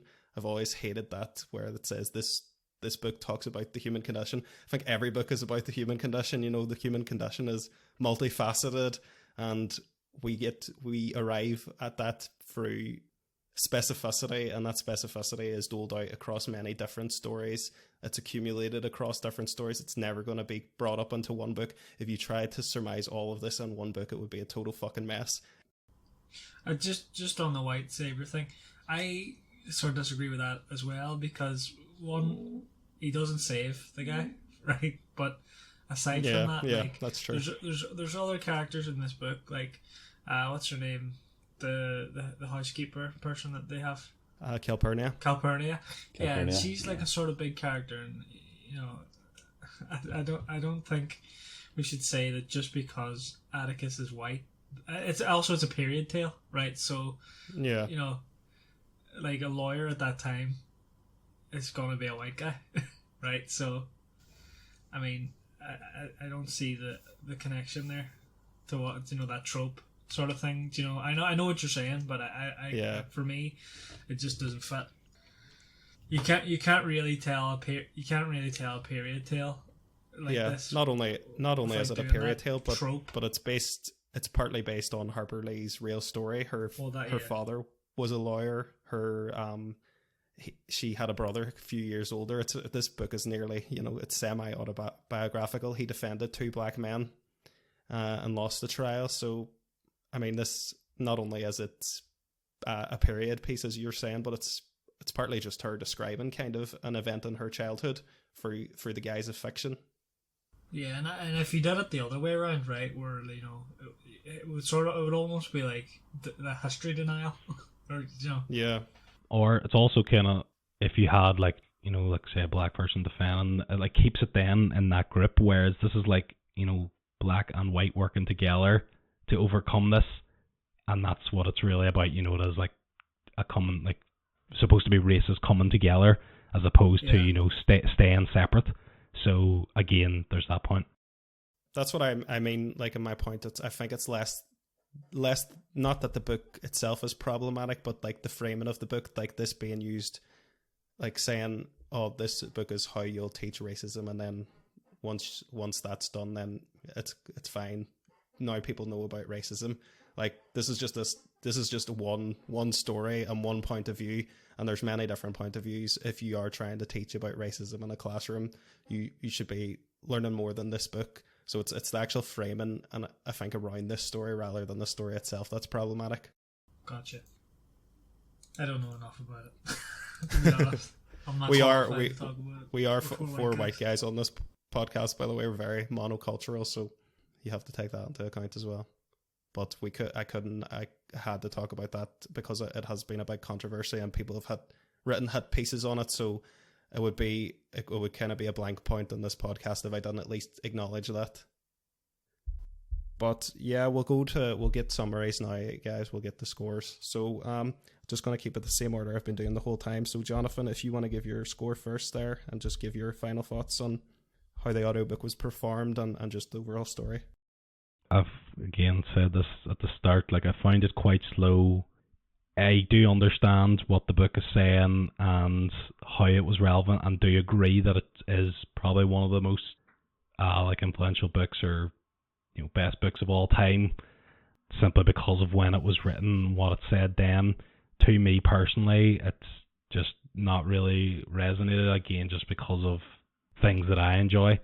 But I do understand the book's meaning and the points that it's trying to get across. Obviously, I've talked a bit about what I thought about the metaphor and stuff. Like, again, to like reiterate, my opinion, like for example, of, you know, your man getting killed at the end is that, yeah, justice was done and stuff. I just was confused about the motives, or what, you know, Atticus thought was right in that situation and stuff. So for me, that was a bit confusing in terms of, like, you know, the contradiction between, you know, right and wrong and where do you draw the line. That's, again, something that, you know, I don't think the human race will ever figure out.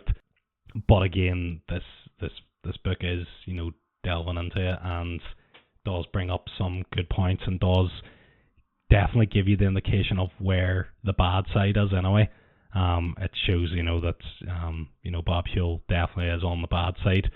But for example, like Mrs. DeBose, for me, like, I don't really think, I think her racist remarks was justified by her addiction and stuff, which I kind of disagreed with. I don't really think that's where the line should be drawn, but again, that's kind of maybe a personal thing. So like that whole thing for me was maybe kind of pull my rating down a bit, as well as the slowness. In terms of the writing style and the narration, I thought it was very easy to listen to, very simple language used. I quite like the southern United States accents. I find it quite funny almost, but quite interesting to listen to. So yeah, I did enjoy the actual, you know, although I found the story slow and a bit boring, I didn't feel like I needed to turn this book off at any point. Like, you know, I would be like, I'm going to listen for 30 minutes and I would easily get the 30 minutes done or whatever. So overall, I'm going to give the book a 3. Yeah, no problem. I think it was Jason next, wasn't it? Yeah, it's me. Yeah, I found this quite a charming little coming of age story. It just intertwines lots of sort of mature themes, and I think it told it really, really well through the eyes of a child. And you could almost convince me that the first half of this book is just a kid's book almost. You know, it's very simple. It is through the eyes of a child. You know, these mature themes only start to poke their head in a wee bit, sort of maybe a quarter into it. But yeah, I thought it was very good. I'm going to give this 4 stars out of 5 in terms of enjoyment. Yeah, I suppose like the bigger flaw with movie would just be the pacing.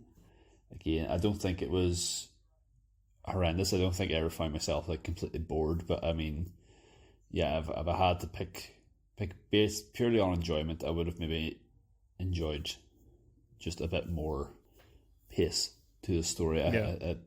But overall, a very good book, really good. I can see why it's so beloved. Yeah, and Stephen? Yeah, it's a weird one for me. I came into this recording having a full like picture of the stars I was going to get. I was going to give it a 2, but what happened was when we were discussing it, and I like when this happens. My opinion of the book just increased a lot, and it sort of gave me better entertainment value after the fact. So I'm going to actually put it up to a 3. I think not a massive change, but significant. It's a big jump. I mean, I thought listening to it was just okay. I did have to speed it up at certain times, but I like discussing the sort of metaphors and the symbolism and the themes around the book, and I think I would put it up for that. It's the same experience you had with Blood Meridian. I had that before with Calypso, I think it was. Blood Meridian, I think. Was it well. Blood Meridian? Oh, maybe it was Blood Meridian, yeah. So I like it when that happens. I get a very narrow view when I'm actually doing the thing, and then I get I like when it changes. Yeah. I'm that meme. Do you know the guy sitting at the table? And it's like changed my mind. I think like as Jason said, that happened with Blood Meridian. I think it happened with me as well in Blood Meridian, where I said I enjoyed the book more discussing it now. I think that is like, and it's another literary book that we did, so that seems to be like a common thread with like literature, where it's elevated kind of by discussing it, which is probably why these. I think so, and yeah, you sort of touched on it at the beginning, where like science fiction and funny books are right up my street, and that's what I want to be listening to. So when it comes into like a really big thematic book, I'm sort of like, oh, this is going to be a slog. So that, it's sort of my own thought process that pulls it down before I've even started, So, yeah. I suppose it's probably the flaw in our podcast as well, in that we review things that we want. We review them and how we enjoy them, but I mean, this book was not written to be enjoyed. This book was written to tell an important story, What I always say is, like, if it's, you either put it on a scale of enjoyment or emotional impact, because I've had the same thought of like when I used to have like my IMDb account, and then I watched Schindler's List, and I was like, because I always had that on enjoyment, and I was like, well, I can't say that I enjoyed that movie, but it was deeply impactful. So that was when I kind of realized that my rating system had to like be on a different scale for certain things. So it's like, how much did this impact me is kind of what I do if I feel like it doesn't fit on the enjoyment continuum. I'm the exact same. Like I said, like, this book didn't resonate with me. It's kind of like the book either has to be really enjoyable and really fun, or it has to make me like feel like strong emotions.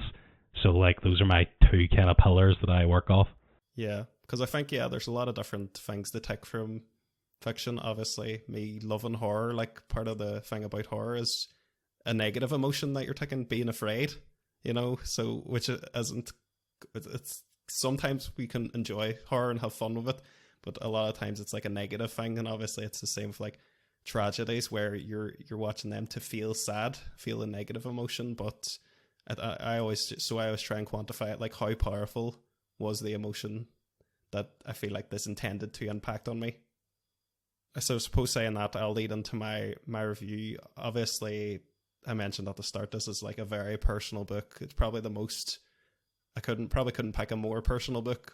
It's one that I picked up 13 years ago, and I haven't revisited it since. And then listening to it this time, there's a lot of things brought back, and a lot of cycling through the past.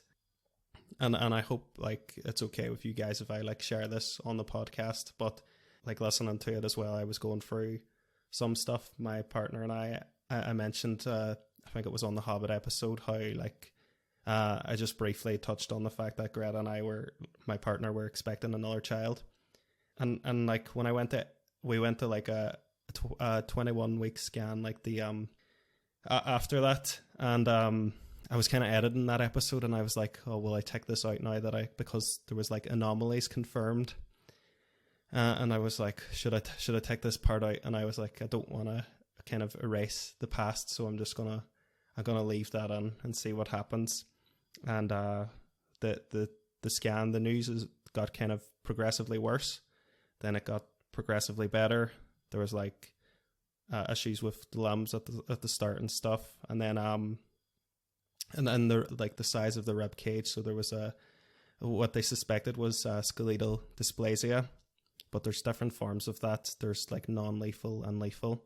So they encouraged us to do like an immunocentesis, which is like a genetic sequencing test. So we did that, and we were waiting for like 2 weeks for the results to come through. And I was quite optimistic about it. I thought that it was going to be inconclusive, and that we were just going to have to wait and see, that it was going to be another rough 2 or 3 months, and we would wait and see until the baby was born, and then we would take it from there. But I had about half an hour left of this book, and then the results came through, and the skeletal dysplasia was confirmed, but it was a lethal form. Not right at birth, it wouldn't have been, but it would have been extremely life-limiting, restricting the growth of the baby's lungs and their and possible blindness, possible deafness, just a whole list of complications, and they would have had a very short life in palliative care, the doctors advised us. So I kind of had half an hour left of this book, and kind of went out into the garden and listened to that last half an hour 13 years later, from that very like idealist, optimistic day when I was like, oh, I'll just write and it'll be great, you know. And just these two kind of moments in my life, these big moments sandwiched between each other. So this book will always be like extremely special to me. And Greta and I, we chose then to have the baby terminated, because we didn't think it would be fair to bring the baby to term if it was going to have such a horrible short life like that. So it's been a very difficult time, and I wanted to share it on the podcast because I had already mentioned it before. And part of me doing this podcast was to be like more honest about stuff and to share things, also to hang around with you guys and discuss books. But that's also been a motivation. So I wanted to share that. And this book is deeply, deeply personal. And I knew that like the way it's resonated and been framed in my life, it's going to be a vastly different experience for me than it has been for you guys. So it is going to be based on the powerful impact this book has had on me, not only 13 years ago, but recently. So it is one of my 5-star books. It's one of my all-time favorite books. It's had such an impact on me and such an influence on me. And yeah, it's one that I've wanted to discuss for a while. So I'm glad we've done it, even if it has been mixed on the episode. But you actually all gave it, I think, higher scores than I was thinking you would. So I'm pleased with that. The only thing I'm a bit gutted with is it's going to probably fall behind Ready Player One now on the rankings list. So I'm not very pleased about that, but I'll accept that. It didn't. Well, it did not. It actually got a 3.75 average, whereas Ready Player One was 3.5. Ah, okay. It's happy days. God's sake, Stephen, that was I'll you. take that. That was you bringing up your vote. Thank you for sharing that, Michael. That's really shit for you. Yeah. No, I wanted to share it on the podcast because like people listen to this podcast and our numbers are increasing more and more now, and there's people like they listen to our voices for hours and hours. So kind of I think I like having that connection with people, and I like being honest about things. But I guess we will move on anyway from this portion of the podcast now. I've actually never watched the movie, and I meant to watch it before doing this, but I just never got around to it. Jonathan, you said you did watch the movie. What did you think about the movie compared to the book? I mean, the story is exactly the same. Like, there's very little deviation. I think I enjoyed the movie more because I watched it after I'd finished the book, and it maybe just cleared up a few things for me. Especially, like Jason and Stephen mentioned, the whole thing with Boo Radley and all. I didn't think he was an imaginary friend, but I didn't really know what they were talking about for a lot of the book until like the very end when it came back. And then like, see, once you get the movie and they go up and like, you know, knock on the door and stuff like that, and they're like doing all that, I think that paints a clear picture for me anyway. But it's again, obviously it was made in the 60s. It's in black and white, so like even sure that's, you know, that last scene where, or like one of the last scenes where Bob Yule's after the kids, In black and white, it's scary anyway, so like that adds that kind of scariness to it. But no, I actually quite enjoyed the movie. I'd say slightly more than the book. I find it a bit more engaging, but again, that's probably just because it's a movie. That's always going to be the case when you're actually getting shown the images.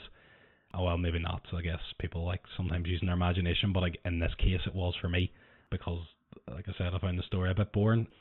But yeah, the movie, I think again was it like 2 years after the book was written? Again, it was, you said the actor won like an Academy Award and stuff, and I think the movie was very like popular as well.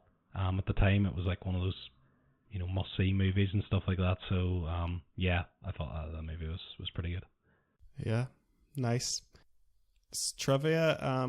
One thing I wanted to mention is that I think I actually did mention this during the episode, is that Harper Lee has clearly based a lot of this off her own experience. The character who people believe Jem is based on is actually Harper Lee's good friend Truman Capote, who is actually another famous author. So they kept in touch over the years. And I think I was singing this song at the start of the episode. I don't know if you've heard me. I was singing Breakfast at Tiffany's because he wrote that book. I have read that book before. Well, I've listened to the audiobook. I think it was narrated by Michael C. Hall, who plays Dexter in the movie, I mean, in the show Dexter. So it was an interesting book. I thought that was a funny bit of trivia. There is another bit I want. Yeah. I thought it was a song. Oh yeah. Sorry, I was just Googling there. So another thing I wanted to bring up on trivia is there was a sequel to this published in 2015 called Go Set a Watchman. There was a lot of controversy about this because it was just kind of found. And then Harper Lee, this was actually written before To Kill a Mockingbird, and then the editor at the time advised Harper Lee to write a book from like Scout's perspective as a child because she really enjoyed the flashback scenes. And people say that this was never intended to be published, that it's kind of a cash grab, and that Harper Lee's wasn't in the best mind frame at this point, and people kind of theorized that she was exploited or something by the publishing house. So there is a lot of like that stuff around the book, and I've never read it or listened to it or anything because I've just heard it's not as good, and I don't know if it should have ever been published, and I don't want to tarnish this perfect little image I have of this world. I just don't want to. I just don't want to revisit it at all. Even though I loved this book, I just have no motivation to do that. But I just thought that was worth mentioning as well. Yeah, my big trivia was just in relation to that. Not the whole big thing about To Kill a Mockingbird was all the trivia was always it was Harper Lee's only ever book that she wrote. Yeah, obviously that changed before or at the sort of end of her life. I've not read it or listened to it, but I remember at the time hearing a lot of controversy and hearing actually a very controversial plot point about one of the characters. But I don't know if I want to say it in case anyone plans on reading the book. But yeah. But I don't know if you know what I'm talking about, Michael. But I don't. We can. No, well, I mean, if you ever plan on reading it, I'll not mention it on the podcast for now. But yeah. Yeah, there's a particular plot point which I only know about from hearing about it on the internet. I've not actually read it myself and don't have the context of it, but it's quite controversial. I mean, just regarding comparisons, there's a film I watched before called A Time to Kill, which is John Grisham. Yeah, I think so. He's all out again. I've read the book. I've not seen the movie. I loved the book. Yeah, it's John Grisham book. Yeah. I've not read the book, but I've seen the movie. Very similar themes. A white lawyer, black defendant, southern states of America. It's much more tense kind of story. It's much more like a thriller than this book. Oh yeah, definitely. But it's the similar courtroom themes. Yeah, definitely. Good movie. I would recommend it. Probably a good book also, but I haven't read it. Yeah. Looks really good. Are we up to what else are we consuming then? Yes. Must be it. Yeah. We'll just Stephen keep has the anything, ball rolling in the same order. Sure, Jonathan, if you want to go first. Yeah. We've obviously had a few good days weather here, so I've been doing a bit. This is the section that I was doing last year around this time of what I was doing in the garden. So got a few tomatoes coming free here. So I've got loads of different things growing this year, and I actually got some turnips there I harvested. So I've been doing a lot of gardening work. But I have been playing some strategy games on the computer. I think we talked about Lord of the Rings The Third Age the last episode, was it? I got like a PS2 emulator and was playing that on my PC. Still holds up. The graphics are absolutely horrendous, but the actual gameplay is just like I remember it. Yeah, I've been also looking on a few other PS2 games I used to play. If you remember that one, Michael Spartan Total Warrior or something you call it, I can't remember, but remember Jamie left it and never gave it back. Yeah. I remember that. I can't actually remember anything about it. I just remember really enjoying it. So I give that a whirl at some stage. Yeah, I've also been doing a bit of writing myself. I am writing a speech for Jason's wedding, so I've been putting some time into that. Kind of looking up stuff about, just really how to write speeches and stuff, and the do's and don'ts and all that. Also gathering some great stories, which Jason's going to love. Some good ones in there. Terrified. There is. Oh no. But yeah, kind of putting a bit of time into that, and still, I'm kind of doing a lot of work on my programming side of things. But yeah, I've been watching. I've actually started. I think Stephen, you said about this show ages ago, the Welcome to Wrexham. Oh yeah. Yeah, I started watching that. It's actually quite good, quite funny. Obviously, Wrexham are doing quite well right now, so I was just interested in starting to watch it, and I didn't realise the episodes were only like 20 minutes long, so it's quite easy to watch. So I've been watching that as well. But yeah, that's me. Jason? Yeah, I have consumed an awful lot of media since our last recording because we're obviously a bit behind schedule. Yeah. I have probably since I seen you last. I think something you mentioned earlier, Michael. I finished 1984. I might have done that before the last podcast. Yeah. The sort of new version, Tom Hardy and Andrew Garfield. It was quite good. I have finally started listening to the Game of Thrones audiobooks for the first time. Nice. Clang a dang, very I nice. haven't got there yet. I'm only at like halfway through the first book, so like the only sort of things that would catch me out at the minute is Jeffrey and something else. He says something else, but he calls him Joffrey sometimes. He calls him Jeffrey like the next sentence, and it's like, come on, man. Brienne's not in the first book, is she? He does it a lot with Brienne. Because of Brienne and stuff. Brienne. No. Interchanges between Catelyn and Caitlyn as well. Yeah. Does he? Jesus. It's the Joffrey and Jeffrey I've noticed, and that's really bugged me sometimes. I start chatting with Jeffrey. Jeffrey. There's definitely something else that he does in the book, or when there's something else that he gets wrong. Sometimes it does fry my head as well, but I can't remember. I've been watching a lot of TV. Speaking of Game of Thrones, I've been sort of watching the new season of House of the Dragon. Been watching the new season of The Boys. Been watching the new Star Wars TV show. You watching The Boys as well, Michael? Yeah, I'm caught up. It's good TV. Good shit. Yeah. Can I interject? Have you watched Gen V? I have. Yeah. What is that? What's it? It's a spin-off. It's of The like Boys. about like children, Spin-off like of The Boys. going to. I haven't even watched The Boys, so I don't. Yeah. Well, I'm watching that at the minute as well. Actually, forgot to bring it up, and it's absolutely brilliant. Like, just exactly what you expect from The I Boys. actually just finished that today, Jonathan. Actually.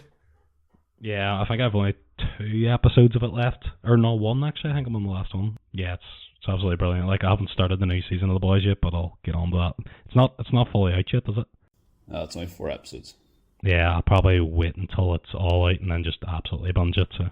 I don't know if either of you know, but one of the main actors from GMV like died in like a motorcycle accident recently. Yeah, So, Who was that? it's the metal. You know, the boy controls metal. Chase Crawford. His dad's the Right. the Yeah, I know he's which the black one. character, and his dad's the black superhero. Yeah, How did he die? I motorcycle. think it was a motorbike accident. Yeah, really shit.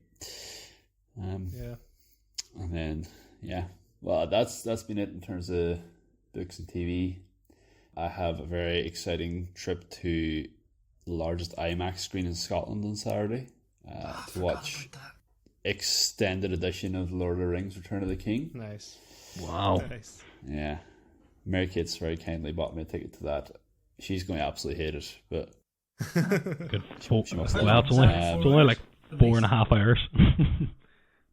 You know what about you 4 should do, hours, Jason? I'd say. You should quote every line that's coming up. I can't then. She'll love that. Yeah, should have took her to You see give a the bit Two of Towers context, just so I could be like, you know, if there's a scene, I can't even think of Return of the King if there's a scene, but you know the one in Two Towers where he kicks the helmet? that's what I was about to say. Yeah, Talk to her about things like that. I'm sure she'll that's when he broke his toe. That's focused on You have to obviously quote the Frodo, it's your Sam. Don't you know your Sam? Don't you know your Sam? Classic. I hope she's ready for me to cry at the end when Aragorn and everybody kneels to Frodo and Sam. Oh, I will man. be in tears. Yeah, that gets me too. The final thing I have been consuming a lot of in the past week or two. I've actually never finished Elden Ring, but I've played enough now that I can access the DLC which has just come out, and I have been stalking that at every opportunity. Just punishing yourself.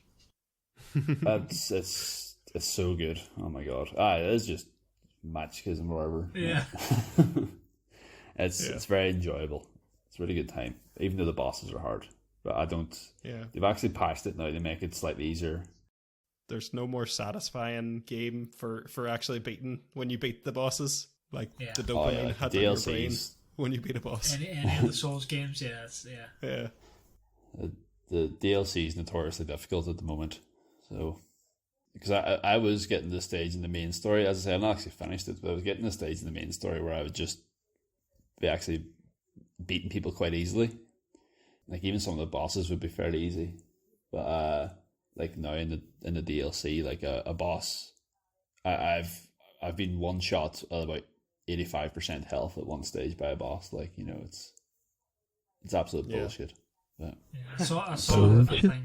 Some big streamer was playing it, and then the next day he didn't want to play it because it was too hard. He said it's far too hard to be enjoyable, and I'm kind of like, you know, that's why people play these games because they're hard, and that's what makes them enjoyable. Because it's not just that's the point, you know, bro. walking simulator.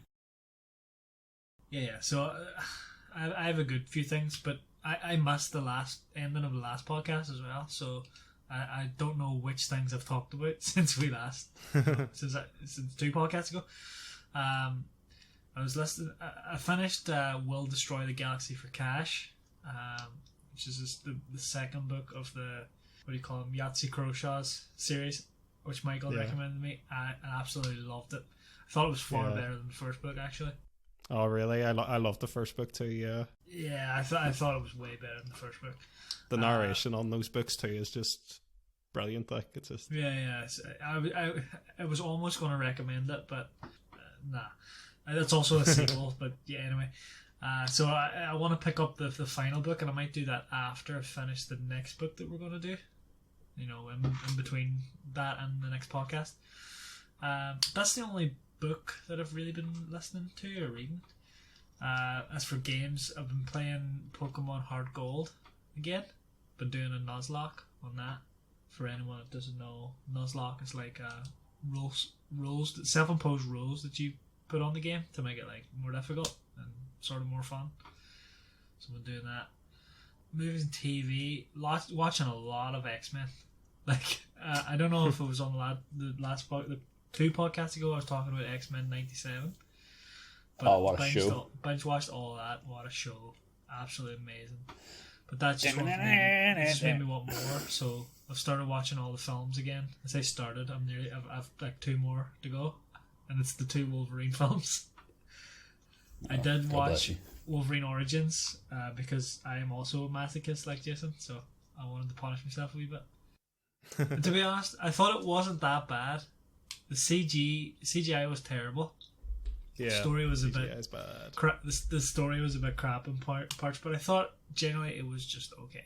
Still have Logan, they go, don't you? I've got Logan. I've got the second Wolverine film. I've got is the 2013 Wolverine film, the one where he goes to Japan, which I've never seen before. And Logan, the Wolverine. Yeah, Logan's brilliant. I think like it's probably the best like standalone one. I think 100%. Yeah. So yeah, I've been watching a lot of that, but then also just because I love that sort of like mutant and superpower sort of story, I've been watching a lot of My Hero Academia, which is like an anime where it's like a society has evolved, so like everybody has a superpower. So like 80% of the population has a superpower, and yeah, there's heroes everywhere. It's really good. House of the Dragon, yeah, me and Sarah have been watching that from the start just to catch up not catch up, but kind of remember for season 2, and we've sort of not caught up in time because it's already out by this recording. But yeah, enjoying that. Watched Inside Out 2. Took my daughter to go see that. It's pretty good. If anyone's seen the first one, it's more of the same, but it's really good. Then loads of podcasts as well. So Always Sunny podcast. I've been dipping into that while at work. I like putting podcast on while I'm at work, just to have something on in the background that I don't have to watch. I can just listen to it, and I don't have to be invested in it like with a book sort of thing. So, but Always Sunny podcast again. Auntie Donna podcast is really funny. I started one today. It's the Osbournes podcast. Like the Osbourne family, like Ozzy Osbourne and stuff. It's quite interesting as well and funny. And then really digging deep from the past, the Yog Pod, which is if you know the Yogs Cast from YouTube, they had a podcast like 15 years ago. So we dug that one out of the grave. I built the shed as well. It doesn't really fit, but I did it. Took ages. Did it by myself. Nice. Happy days. Looks great. And yeah. As for myself, I've also been watching The Boys and Gen B, as I mentioned. All caught up with those at the minute. I just enjoy those shows because everybody's just a big bag of blood. I'm also a bit of a masochist here because I have been continuing my relentless journey into the most disturbing books. It's like American Psycho didn't teach me enough to back away. So I've one of the books that I've went into is The Wasp Factory by Ian Banks. It's about a young teenage serial killer in like a remote Scottish island. He kills like 3 people, and then he said it was just a phase he was going through, and he's not going to ever do it again. But then he describes like the 3 murders, and they're extremely creative and disturbing, and there's like a lot of animal abuse in this book. So if you're sensitive to that, definitely stay away. Or I'll listen to a book called We Need to Talk About Kevin, which is about a mass murder spree in a school. But it's focused on like the mother's perspective. So it's her perspective of this child, this unruly child who she can kind of sense evil and kind of like the position that she's in, raising a child like that, and how his nature is kind of out of her control. It's kind of a really unnerving book, especially because it's like a true thing that happens. And it's another one that I have listened to is Tender as the Flesh. That is a book about if all the animals in the world got like a disease, so they became inedible, and rather than like going vegan and like eating tofu or whatever, like the plant decides that they're just going to eat people. So people are then put through to like the factory farming conditions and stuff, and it goes into extreme detail. It's quite a gruesome book. The animals are like in society now, they're seen as dirty and people don't like them, so they're mostly but like how do they survive? Because they can't eat each other. I think I don't know. I think they mostly die off. I know there's like a scene where dogs are shown, but like there's more animal abuse in this story. Like teenagers killed a litter of puppies. So I don't think the book doesn't actually explore a lot of things. It's very closed in. So like a lot of the world building stuff is like kind of left up in the air. Sure, to be fair, if all the animals have the disease, then it doesn't matter if they eat each other. Yeah. Oh yeah. Okay. I suppose. I think that's what a pro vegan book that is. Like, it is. It's like this is what will happen if we keep eating animals and we wipe out all the animals. We're gonna have to eat each other. Yeah, it is very pro vegan. The final book in this journey that I've undergone of reading the most disturbing books ever is called The Girl Next Door by Jack Ketchum. This was definitely a deeply, of course. Yeah, that's what I kept thinking. But this was a deeply disturbing book because it actually, the first part of the book, it was like this girl moves in next door, obviously, to the character, thus the name, and I was kind of like, where is this going to make this so disturbing? And then it's like the aunt who oversees the girl because her parents have died just completely like abuses her in every way possible, and like makes her like this kind of puppet, this sex puppet for like the teenage boys, and makes them acts on them. And I was like, how did this author think up this? And then I was like, why would he think of this? And then I researched it, and it's based on a true story. So it was completely disgusting and horrific, and I was describing this to Greta, and she's like, I think it's time you read Happy Book, Michael. I said, I think you're right. So I think I'm officially done. I think it's. You can just see her saying it. Michael, go and read some freaking Charles Dickinson or freaking something a bit more. I think I'm officially done on my journey of reading disturbing books, but I think American Psycho still tops them all for me out of them if I was to rank them. But yeah, that's everything from me. Probably gonna catch up with House of the Dragon next. I was on my agenda as well, so sweet. Only 2 episodes so far, so that is my episode concluded, where we'll talk about To Kill a Mockingbird. So I'm gonna pass the reins over to, well, actually before I do that, I just want to make a little plug for our email address, the Audiobook Club Podcast at gmail.com. If you want to email us on any book recommendations, if you want to leave a voice message where for like the reason that you like that book, we can include it in the reason you picked the book. We had our best ever download month last month, and we look like we're going to beat it again this month now. So we know you're out there. If you want your book covered, email in, and we will cover your book, especially if you leave a voice note or anything like that. Or if you just want to say hello, or like a nice comment, or just comment. Tell us what we're doing wrong or right or whatever. Or share your political opinion about please don't. Whatever. Don't do that. It's okay for us to be political, but we're qualified. We're up in troubles. So yeah, I'm gonna pass it on to Stephen now for his pick for the next book we'll be covering. Okay, so thanks, Michael. The book that I've picked, as I said earlier, I almost chose one of the Yahtzee Croshaw books, but in the end, I had a few other books in mind as well, but in the end I decided to go with Good Omens by Neil Gaiman and Terry Pratchett. So that's Good Omens by Neil Gaiman and Terry Pratchett, and it's the full cast version. So yeah. Nice. Looking forward to that. Fan of both those offers. Yeah, that's what I thought, yeah. I'm surprised. Neil Gaiman, yeah. Oh, what was that, Jason? Sorry, I was just saying I like a bit of Neil Gaiman. I've never actually read a Terry Pratchett book, so... Yeah. I think I was actually really surprised to see this was Neil Gaiman's first ever book. and I think he was a comic Was it? like he is still is a comic writer. Yeah, this was in the 90s. I would have assumed that he Save was. that for the next episode.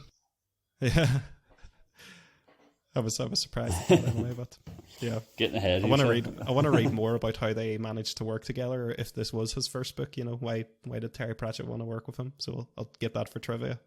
I'll talk about that in the next book or in the next podcast. But I think they said it was hell. Yeah. The two together, not because. Oh, right. Just two authors working on one book is probably a bit hectic. They probably had some Yeah. conflicting things. But anyway, yeah. Bye. Yep. Alright. See you on the flippity flop. See you on the flip. See you later.